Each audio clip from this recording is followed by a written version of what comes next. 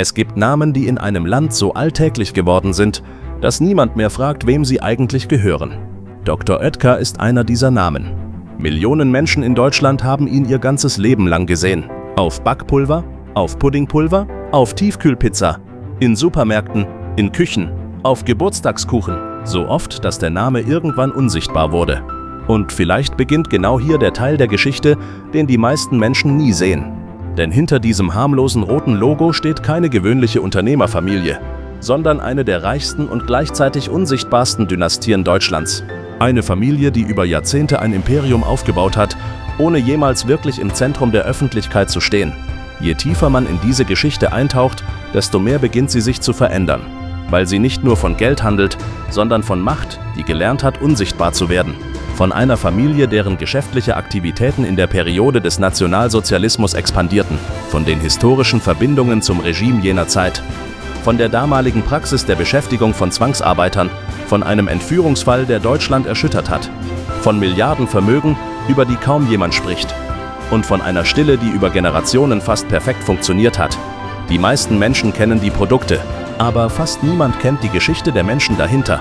Mich würde interessieren, ob Sie den Namen Oetker früher überhaupt jemals mit Politik oder Geschichte verbunden hätten oder ob das für Sie einfach immer nur eine ganz normale Marke war. Wahrscheinlich war genau das nie ein Zufall. Denn die Familie Oetker hat etwas verstanden, das viele andere deutsche Industriedynastien nie wirklich verstanden haben. Vielleicht liegt genau darin die größte Stärke dieser Familie, dass ihr Einfluss bleibt, auch wenn die meisten Menschen ihn kaum bemerken. Die Geschichte beginnt nicht in einem Vorstandsbüro, nicht in einem Luxushotel, nicht auf einem Containerschiff irgendwo zwischen Europa und Asien. Sie beginnt in einer kleinen Apotheke in Bielefeld, mit einem Apotheker, einer simplen Idee und einer Familie, die irgendwann lernen wird, dass man mit Backpulver sehr viel mehr aufbauen kann, als nur ein Lebensmittelunternehmen. Genau das macht ihn so wichtig. Denn wenn man verstehen will, wie aus einer kleinen Backpulverfirma eines der mächtigsten Familienimperien Deutschlands wurde, muss man zuerst verstehen, wer dieser Mann war. Der eigentliche Gründer der Marke war Dr. August Oetker. Ein Apotheker aus Bielefeld, der Ende des 19. Jahrhunderts eine Idee hatte, die fast lächerlich simpel wirkte. Backpulver in exakt abgemessenen Portionen. Nicht zu viel, nicht zu wenig. Immer dieselbe Menge für dieselbe Menge Mehl. Heute klingt das banal. Damals war es revolutionär, weil Verlässlichkeit in deutschen Küchen plötzlich zu einem Produkt wurde. Die Firma wächst schnell, die Marke verbreitet sich im ganzen Land. Doch August Oetker stirbt früh. Und mit seinem Tod beginnt sich die Geschichte des Unternehmens in eine Richtung zu bewegen, über die Jahrzehnte später nur ungern gesprochen wird. Seine Witwe heiratet erneut. Der Mann, der jetzt ins Zentrum der Familie rückt, heißt Richard Kaselowski. Ehrgeizig, diszipliniert, politisch radikal.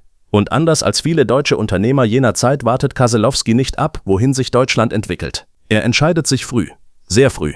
Kaselowski trat der damals extremistischen Partei früh bei, was ein klares politisches Bekenntnis darstellte. Später gehörte er zu einem exklusiven Kreis aus Industriellen und Bankiers, die die Führung des damaligen Regimes finanziell unterstützten. Freiwillig, regelmäßig, mit erheblichen Summen. Und plötzlich merkt man, dass diese Geschichte viel größer ist als eine Backpulverfirma aus Bielefeld. Denn plötzlich geht es nicht mehr nur um Backpulver, sondern um die Frage, wie sich wirtschaftlicher Aufstieg und politische Verbindungen in dieser Periode entwickelten. Die entscheidende Frage lautet nicht, ob das Unternehmen in dieser Zeit wuchs. Die entscheidende Frage lautet, unter welchen Umständen dies geschah. Gerade bei derartigen Familiengeschichten frage ich mich, wie Sie persönlich dazu stehen. Kann man geschäftlichen Erfolg und gesellschaftliche Verantwortung in diesen historischen Kontexten überhaupt trennen? An dieser Stelle beginnt der Teil der Geschichte, über den später jahrzehntelang kaum jemand sprechen wollte. Denn während Deutschland sich immer tiefer in die Diktatur bewegt, wächst auch der Oetker-Konzern weiter. Die Fabriken in Bielefeld produzieren weiter, die Lieferketten funktionieren weiter. Und während in Europa Grenzen verschwinden, entstehen für deutsche Unternehmen plötzlich neue Märkte. Märkte in kontrollierten Gebieten, Märkte in Ländern, die militärisch verwaltet wurden, Märkte, in denen Wettbewerb und freie Wirtschaft längst keine normalen Regeln mehr kennen. Jahrzehntelang wird über diese Jahre kaum gesprochen. Vielleicht auch deshalb, weil die Geschichte nicht in das Bild passt, das viele Menschen später von deutschen Familienunternehmen haben wollten. Der Oetker-Konzern baut keine Panzer, keine Flugzeuge, keine Waffen. Genau das macht die Geschichte komplizierter. Denn Unternehmen müssen nicht direkt Waffen herstellen, um von einem System zu profitieren. Wer im Dritten Reich Grundnahrungsmittel produziert, beliefert einen Staat im Krieg. Einen Staat, der Rohstoffe verteilt, Produktionsrechte vergibt, Unternehmen bevorzugt behandelt, die als wichtig gelten. In genau diesem Klima wächst Oetker weiter. Leise, fast unsichtbar. Während Millionen Menschen in Europa längst keine Kontrolle mehr über ihr eigenes Leben haben, expandiert das Unternehmen weiter in Gebiete, die Deutschland militärisch besetzt hat. Später werden Historiker beschreiben, wie eng wirtschaftlicher Erfolg und politische Nähe in dieser Zeit miteinander verbunden waren. Doch mitten in diesem Krieg endet Richard Kaselowskis Geschichte abrupt, nicht durch ein Tribunal, nicht durch einen politischen Sturz, sondern durch einen Bombenangriff. Kaselowski stirbt 1944 bei einem Bombenangriff.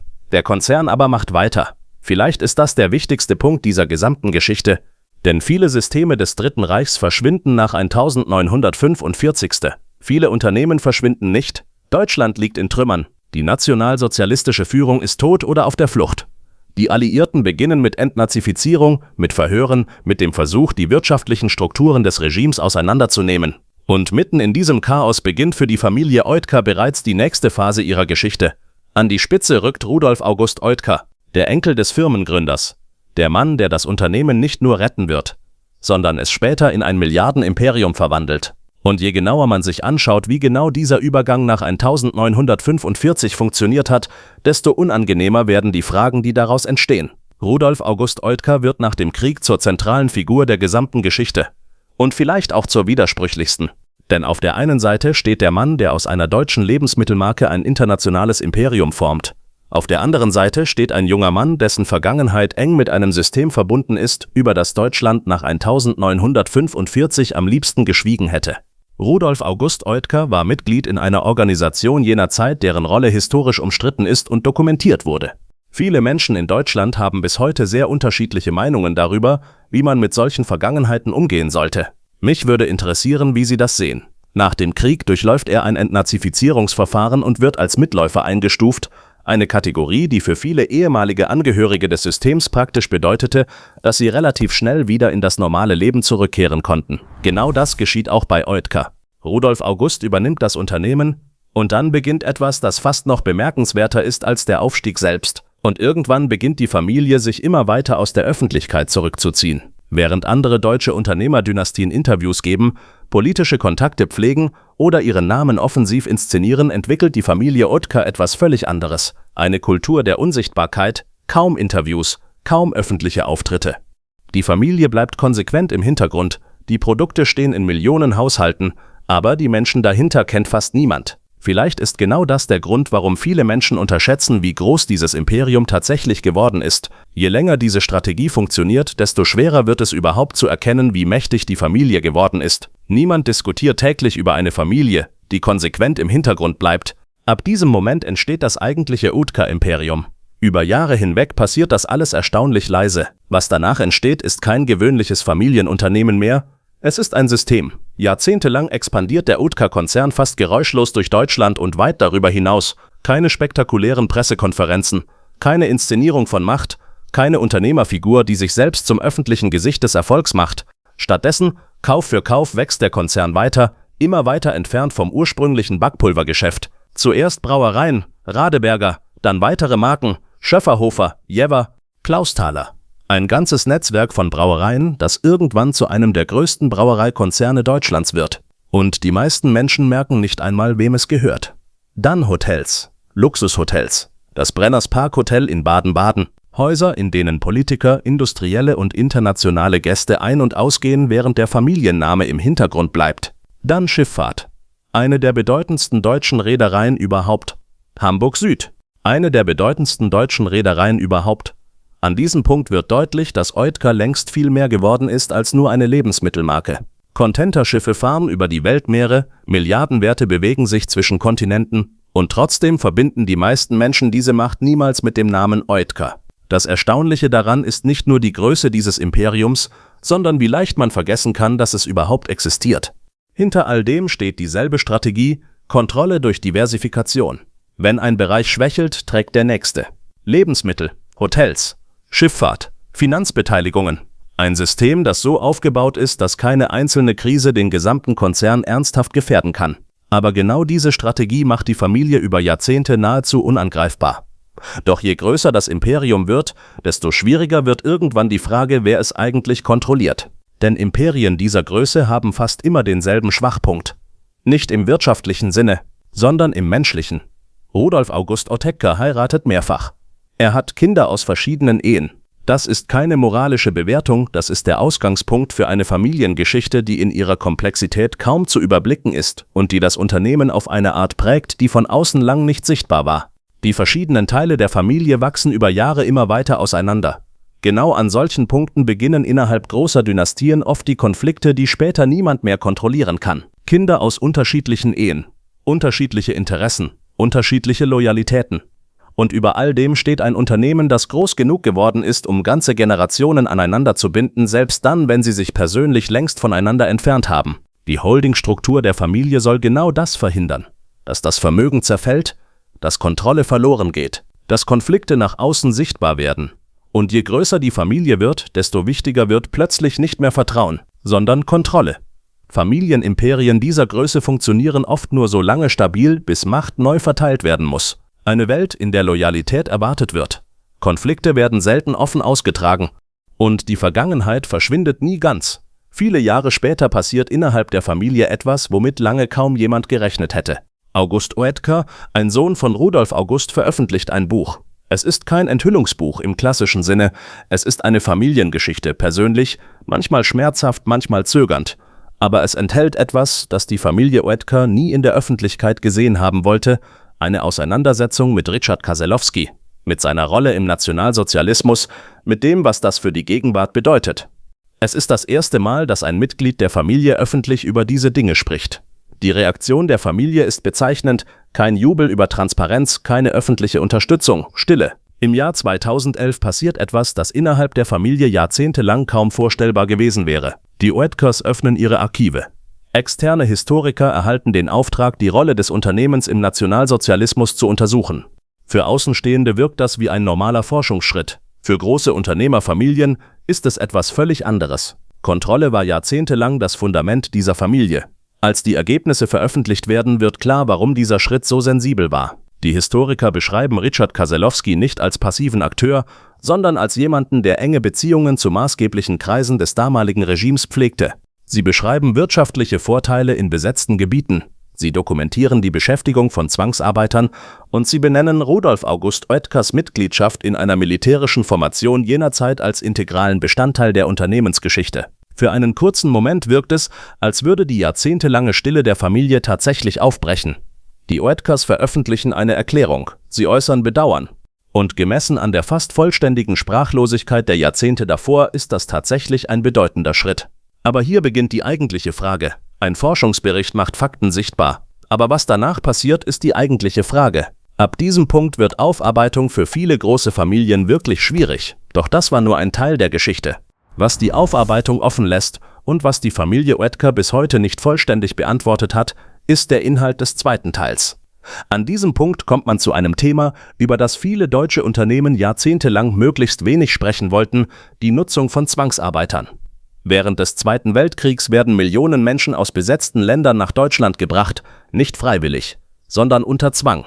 Sie arbeiten in Fabriken, in Werkhallen, auf Feldern, in Betrieben, die weiter produzieren sollen, während Europa im Krieg versinkt. Das Oetker-Unternehmen nutzte die Gegebenheiten des damaligen Systems für seine Zwecke. Das belegen die historischen Untersuchungen der Familie selbst. Mitarbeiter, die zur Arbeit gezwungen wurden, kamen in für die Produktion wichtigen Bereichen zum Einsatz. Hier verändert sich die emotionale Dimension dieser Geschichte noch einmal. Denn plötzlich geht es nicht mehr nur um politische Nähe, sondern um Menschen, die keine Wahl hatten. Viele von ihnen erhalten nach dem Krieg jahrzehntelang keine direkte Entschädigung. Viele dieser Menschen erleben nicht einmal mehr, dass Jahrzehnte später überhaupt über ihr Schicksal gesprochen wird. Viele erleben die späteren Debatten darüber nie mehr. Deshalb endet Aufarbeitung nicht dort, wo ein Forschungsbericht veröffentlicht wird. Der schwierigste Teil beginnt erst danach, bei der Frage, was Verantwortung bedeutet, wenn die Menschen, denen Unrecht passiert ist, längst verschwunden sind, und bei der Frage, ob ein Unternehmen seine Vergangenheit wirklich aufgearbeitet hat oder ob es sie nur dokumentiert hat. Es gibt noch einen weiteren Aspekt, der in die Geschichte dieser Familie gehört und der mit dem Wort Entführung verbunden ist. Im Jahr 1968 wurde Richard Oetker, ein Sohn von Rudolf August, in einem Entführungsfall entführt. Er ist zu diesem Zeitpunkt jung, Anfang 20. Die Entführer verlangen Lösegeld, eine enorme Summe, die die Familie zahlt. Richard Oetker wurde nach Tagen freigelassen mit sichtbaren Anzeichen körperlicher Einwirkungen. Seine Entführer hatten Methoden angewendet, die bleibende Spuren hinterließen. Der Täter Dieter Zloff wird später gefasst und verurteilt. Der Fall erschüttert damals ganz Deutschland. Zeitungen berichten tagelang, Menschen verfolgen jede neue Information. Zum ersten Mal wird sichtbar, wie verwundbar selbst eine Familie wie die Oetker sein kann. Falls Sie diese Zeit damals bewusst miterlebt haben, würde mich interessieren, ob Sie sich noch an diesen Fall erinnern können. Was damals fast niemand sieht, rückblickend scheint genau diese Entführung die Familie tiefer geprägt zu haben, als viele damals verstanden haben. Nach der Entführung wird aus Zurückhaltung fast eine Überlebensstrategie, Sicherheit und Kontrolle. Und vor allem die Überzeugung, dass Sichtbarkeit gefährlich werden kann. All das prägt die Familie von diesem Zeitpunkt an noch stärker als zuvor. Das erklärt zumindest, warum diese Haltung innerhalb der Familie immer stärker wurde. Aus dieser Mischung aus historischem Ballast, Reichtum und persönlichem Trauma entsteht über Jahre eine Kultur, in der kritische Fragen nicht als Diskussion verstanden werden, sondern als potenzielle Gefahr. In der Offenheit nicht als Stärke gilt, sondern als Risiko. Und in diesem Klima wächst das Unternehmen weiter. Die Expansion des Konzerns wird von den Nachfolgern konsequent fortgeführt. Keine aggressiven Machtkämpfe in der Öffentlichkeit. Keine Unternehmerfigur, die sich selbst permanent inszeniert. Keine großen Bühnen, keine öffentlichen Triumphmomente. Die meisten Übernahmen passieren fast geräuschlos. Stattdessen wächst das Netzwerk im Hintergrund immer weiter. Geschäfte, die Milliarden bewegen können, ohne jemals Teil einer großen öffentlichen Debatte zu werden. Hamburg Süd zeigt dieses Prinzip vielleicht besser als jedes andere Unternehmen der Gruppe. Jahrzehntelang kontrolliert die Familie damit eines der wichtigsten deutschen Schifffahrtsunternehmen überhaupt. Auf den Schiffen steht kein Oetker. In den Nachrichten taucht die Familie im Zusammenhang mit Hamburg Süd kaum auf. Das Unternehmen existiert im öffentlichen Bewusstsein als eigenständige Marke. Erst im Jahr 2017 verkauft die Oetker-Gruppe Hamburg Süd an den dänischen Schifffahrtsriesen Maersk. Es ist einer der größten Deals in der Geschichte der deutschen Schifffahrt. Der Verkaufspreis liegt im hohen einstelligen Milliardenbereich. Für einen kurzen Moment wird vielen Menschen überhaupt erst bewusst, wie groß dieses Imperium inzwischen geworden ist. Wenn Ihnen solche Geschichten über die verborgene Seite großer Familienunternehmen gefallen, können Sie den Kanal gern abonnieren. Genau solche Themen schauen wir uns hier regelmäßig gemeinsam an. Ich glaube, genau an solchen Stellen merken viele erst, wie wenig man eigentlich über manche Familienunternehmen weiß. Geht Ihnen das auch so? Für einen kurzen Moment erkennt die Öffentlichkeit plötzlich, wie groß das Oetker-Imperium tatsächlich geworden ist. Und kurz danach verschwindet die Familie wieder genau dorthin, wo sie jahrzehntelang am stärksten gewesen ist, aus der öffentlichen Wahrnehmung. Weil die eigentliche Frage nicht lautet, wie groß das Vermögen der Familie Oetker ist, oder wie viele Unternehmen sie besitzt, oder wie geschickt sie sich der öffentlichen Aufmerksamkeit entzogen hat. Die eigentliche Frage ist längst nicht mehr nur, wie reich die Familie geworden ist, sondern was mit einer Gesellschaft passiert, wenn enorme wirtschaftliche Macht fast unsichtbar bleibt. Offiziell lebt Deutschland von Transparenz, Kontrolle und öffentlicher Diskussion. Aber all diese Mechanismen funktionieren nur, wenn sichtbar ist, wer tatsächlich Einfluss besitzt, dass sichtbar bleibt, wer tatsächlich Entscheidungen trifft und wie viel Einfluss dahinter steht. Und genau hier liegt die eigentliche Besonderheit der Familie Oetker. Sie hat über Jahrzehnte gelernt, wirtschaftliche Macht auszuüben, ohne selbst dauerhaft sichtbar zu werden. Vor allem durch konsequente Zurückhaltung und kluge Strukturen. Jahrzehntelang funktioniert diese Strategie fast perfekt, gleichzeitig entsteht dadurch ein Vakuum. Ein Vakuum, in dem kritische Fragen oft erst sehr spät gestellt werden. Ein Vakuum, in dem viele Menschen gar nicht mehr wahrnehmen, wie viel Einfluss sich im Hintergrund angesammelt hat. Dieses Spannungsfeld zieht sich durch die gesamte Geschichte der Familie Oetker, sondern als unbequeme Frage darüber, wie viel Macht moderne Gesellschaften akzeptieren, solange sie ruhig, effizient und unsichtbar bleibt. Was im zweiten Teil kommt, ist die Frage, was aus all dem geworden ist. Ob die Aufarbeitung wirklich stattgefunden hat, ob die Stille gebrochen ist. Und ob die Gegenwart der Familie Oetker die Versprechen einlöst, die in den zaghaften Öffnungen der vergangenen Jahre gemacht wurden. Einfache Antworten gibt es darauf nicht. Es gibt einen Moment in der Geschichte dieser Familie, der alles zusammenfasst. Einen stillen Moment, der genau deshalb so viel sagt. Im Jahr 2009 veröffentlicht August Oetker, einer der Söhne von Rudolf August, ein Buch über die Familie. Er schreibt darin über Richard Kaselowski, über die SS, über die Verstrickung des Unternehmens in das Regime, das Deutschland und Europa in den Abgrund geführt hatte. Er ist das erste Mitglied der Familie, das diese Dinge öffentlich ausspricht. Und dann schaut man, was passiert. Die Medien greifen das Thema auf. Für einen kurzen Moment wirkt es, als könnte daraus tatsächlich eine größere Debatte entstehen. Doch dieser Moment verschwindet erstaunlich schnell wieder. Aus der Familie selbst kommt fast nichts. Kein sichtbarer öffentlicher Konflikt, keine offene Diskussion innerhalb der Dynastie. Das Buch erscheint, es wird gelesen. Es sorgt kurz für Aufmerksamkeit. Und dann passiert etwas, das typisch für diese Familie geworden ist. Die Öffentlichkeit verliert das Interesse schneller als erwartet. Denn ab diesem Punkt geht es nicht mehr nur um historische Schuld, sondern um die viel schwierigere Frage, wie eine der mächtigsten Familien Deutschlands mit dieser Vergangenheit lebt, während ihr Einfluss bis heute weiter besteht. Die Aufarbeitung, die die Familie Oetker im Jahr 2011 in Auftrag gibt, ist ein ernsthafter Schritt. Das muss man anerkennen. Externe Historiker erhalten Zugang zu den Archiven. Der veröffentlichte Bericht benennt unbequeme Fakten klar und direkt. Die Historiker schreiben, dass Richard Kaselowski nicht nur Mitglied im Freundeskreis Reichsführer SS war. Sie schreiben, dass er einer der aktivsten Unterstützer dieses Netzwerks war. Die von ihm geleisteten Zahlungen entsprachen hohen Summen. Sie schreiben auch über Rudolf August Oetker, dass seine Mitgliedschaft in der Waffen-SS nicht einfach als jugendlicher Irrtum abgetan werden kann, dass er in einem System diente, das für massive Gräueltaten der Weltgeschichte verantwortlich war. Und dann endet der Bericht mit vielen Erkenntnissen, aber ohne sichtbare Konsequenzen. Ohne Konsequenzen, die die Familie selbst beschließt und öffentlich kommuniziert. Was bleibt, ist das Wissen. Und die Frage, was man mit Wissen macht. Und genau hier beginnt der Teil der Geschichte, der für viele große deutsche Unternehmerfamilien am unangenehmsten ist. Denn ein Forschungsbericht allein verändert noch keine Unternehmenskultur. Er zeigt nur, ob eine Familie bereit ist, sich überhaupt mit ihrer Vergangenheit auseinanderzusetzen. In den Jahren nach 2010 beginnt deshalb in Deutschland eine viel größere Diskussion, nicht nur über Oetker, sondern über die Frage, wie deutsche Wirtschaftsdynastien insgesamt mit ihrer Rolle im Nationalsozialismus umgegangen sind. Namen wie Krupp, Quandt, Daimler, Volkswagen oder Bertelsmann tauchen plötzlich immer häufiger in dieser Debatte auf. Und je länger diese Liste wird, desto klarer wird, Oetker ist kein Einzelfall.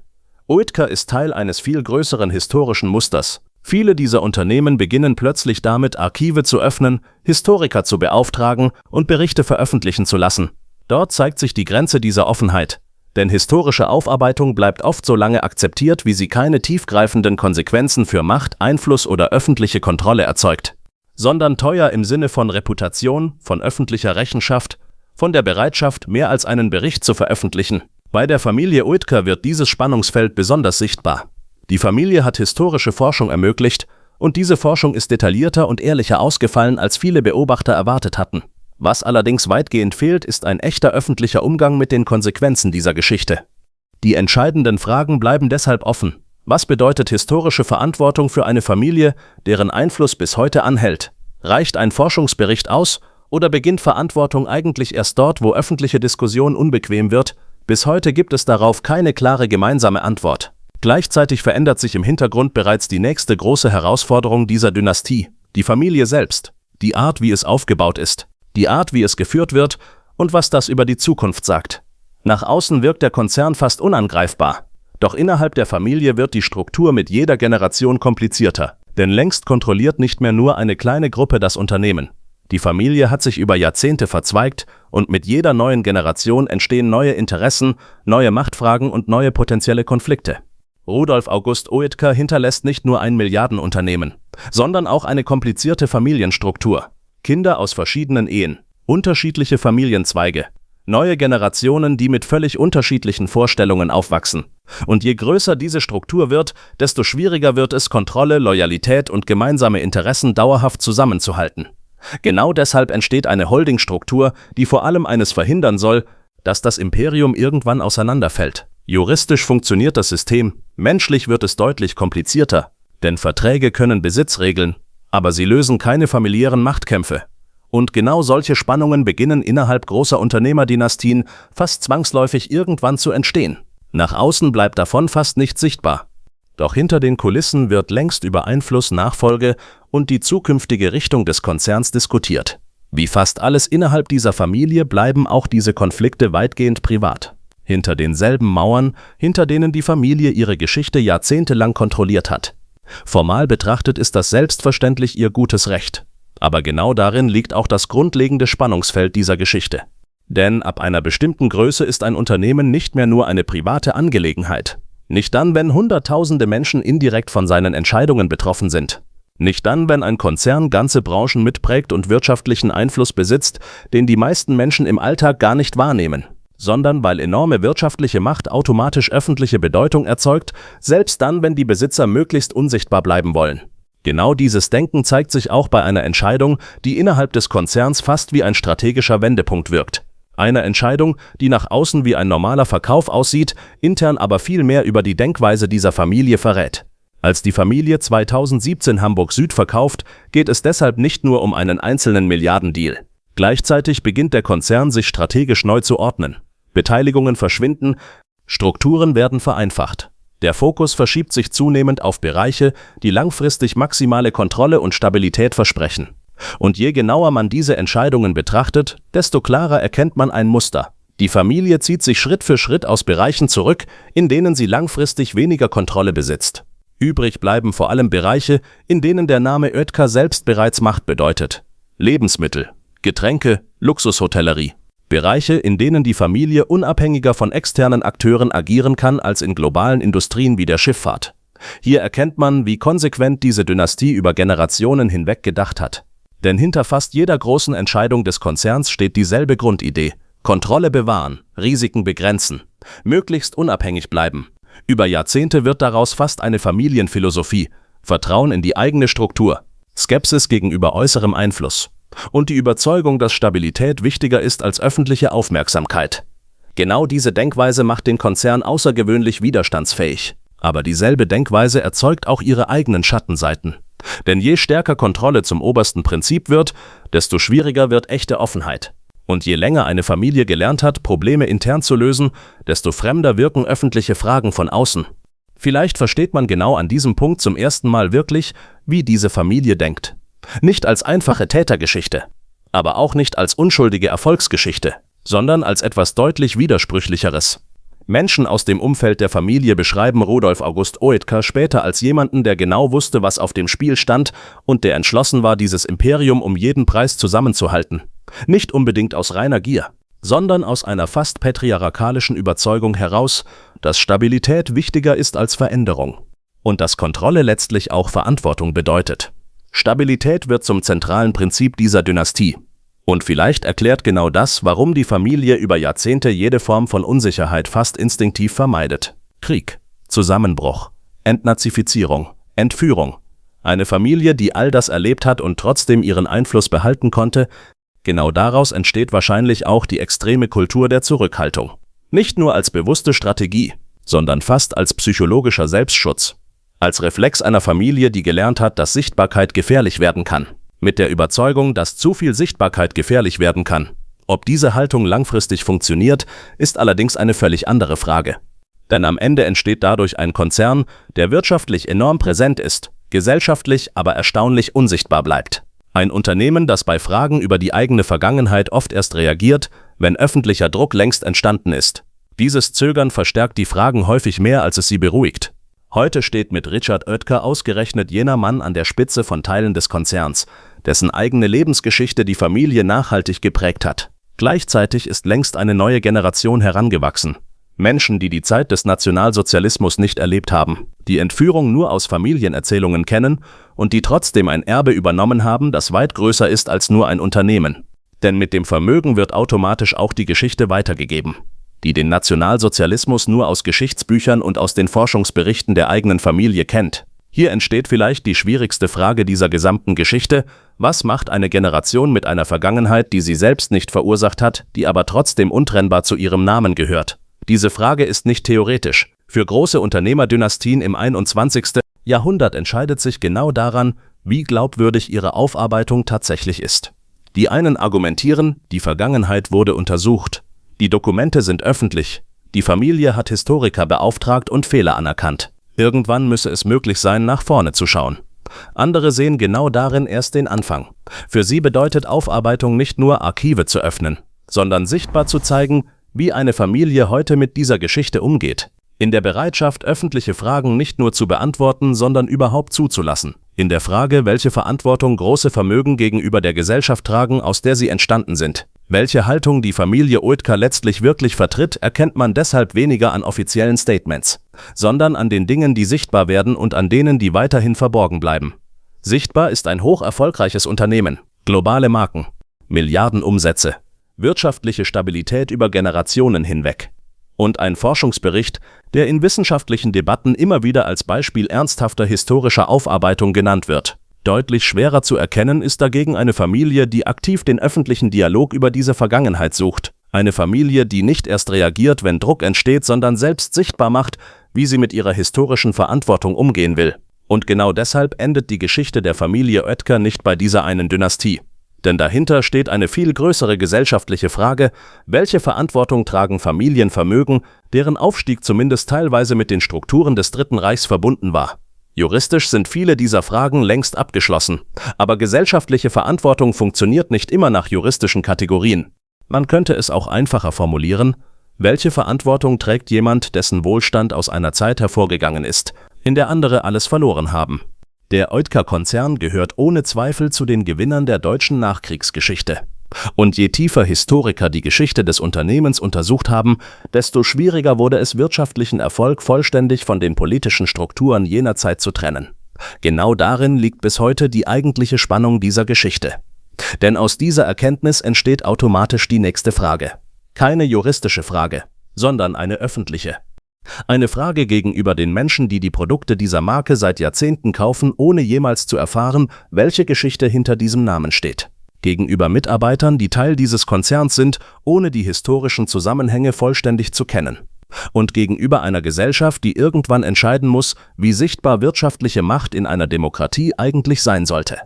Die Familie Oetker hat auf Teile dieser Fragen reagiert, aber eben nur auf Teile. Der Forschungsbericht war ein Schritt. Das Buch von August Oetker ebenfalls. Doch zusammen ergeben diese Schritte bis heute keine wirklich abgeschlossene öffentliche Auseinandersetzung. Vielleicht erwarten viele Menschen inzwischen auch etwas, das Familienunternehmen grundsätzlich nur schwer leisten können. Genau darüber wird in Deutschland bis heute viel diskutiert. Manche sagen, irgendwann müsse ein Schlussstrich möglich sein. Andere sehen das völlig anders. Mich würde wirklich interessieren, wie Sie darüber denken. Vollständige Transparenz von einer Unternehmerfamilie zu erwarten, ist wahrscheinlich unrealistisch. Und vielleicht ist die jahrzehntelange Zurückhaltung der Familie tatsächlich weniger strategisch, als viele vermuten, sondern vielmehr das Ergebnis einer Denkweise, die über Generationen entstanden ist. Aber selbst nachvollziehbare Motive verändern nichts an den offenen Fragen. Sie erklären Verhalten. Sie ersetzen jedoch keine öffentliche Auseinandersetzung darüber, wie mit historischer Verantwortung umgegangen werden sollte. Dr. Oetker. Ein Name auf Millionen Verpackungen, in Supermärkten, in Küchen, in ganz normalen Momenten des Alltags. Und genau hinter diesem vertrauten Namen entstand über Generationen ein Imperium, das weit über Lebensmittel hinausgewachsen ist, oft ohne dass die Öffentlichkeit überhaupt bemerkt hat, wie groß es geworden ist. Zu dieser Geschichte gehören enge Verbindungen zum damaligen Regime, eine Vergangenheit, die bis heute Fragen aufwirft, und Menschen, die während des Krieges Teil eines Systems wurden, das von Zwang geprägt war. Und jahrzehntelange Zurückhaltung, die dafür sorgte, dass große Teile dieser Geschichte kaum öffentlich diskutiert wurden. Gleichzeitig gehört zu dieser Geschichte aber auch der Versuch der Aufarbeitung. Spät, vorsichtig, unvollständig. Die Geschichte einer Familie, die irgendwann erkennen musste, dass jahrzehntelange Stille eine Vergangenheit nicht dauerhaft verschwinden lässt. Irgendwann kommen historische Fragen zurück, selbst dann, wenn man Jahrzehnte versucht hat, sie möglichst kontrolliert zu halten. Und genau hier bleibt die zentrale Frage dieser gesamten Geschichte offen. Aber irgendwann stellt sich zwangsläufig die Frage, ob kontrollierte Aufarbeitung allein wirklich ausreicht. Historische Berichte allein beantworten diese Frage nicht, sondern darin, wie die Familie in Zukunft mit Verantwortung und Öffentlichkeit umgehen wird. Genau dort zeigt sich am Ende, ob Aufarbeitung nur dokumentiert wurde oder ob sie tatsächlich etwas verändert hat. Doch vielleicht liegt die eigentliche Stärke der Familie Oetker an einer ganz anderen Stelle, in ihrer Fähigkeit, vollkommen alltäglich zu wirken. Nicht an die Waffen-SS, nicht an Zwangsarbeit, nicht an die Geschichte hinter diesem Namen und nicht an eine Unternehmerdynastie, deren Einfluss weit größer geworden ist, als die meisten Menschen ahnen. Man denkt an etwas völlig anderes, an Kindheit, an Familienfeste, an den Kuchen am Wochenende. Falls Ihnen solche ruhigen, tiefen Dokumentationen gefallen, würde ich mich natürlich auch über ein Like freuen. Damit unterstützen Sie solche Inhalte oft mehr, als viele denken. Genau deshalb wirkt die Geschichte dahinter für viele Menschen fast unwirklich. Genau darin liegt die eigentliche Macht dieser Marke. Sie ist längst Teil persönlicher Erinnerungen geworden. Irgendwann wird eine Marke einfach Teil des normalen Lebens. Und genau dadurch entsteht eine Form von Vertrauen, die Kritik oft deutlich schwieriger macht. Genau dieser Effekt entsteht nicht über Nacht. Er ist das Ergebnis von mehr als 100 Jahren Markenaufbau und Vertrauen. Die Marke selbst ist längst Teil persönlicher Erinnerungen geworden. Vielleicht bleibt Macht manchmal gerade deshalb so lange bestehen, weil sie irgendwann völlig normal wirkt. Vielleicht liegt genau darin auch die wichtigste Erkenntnis dieser gesamten Geschichte.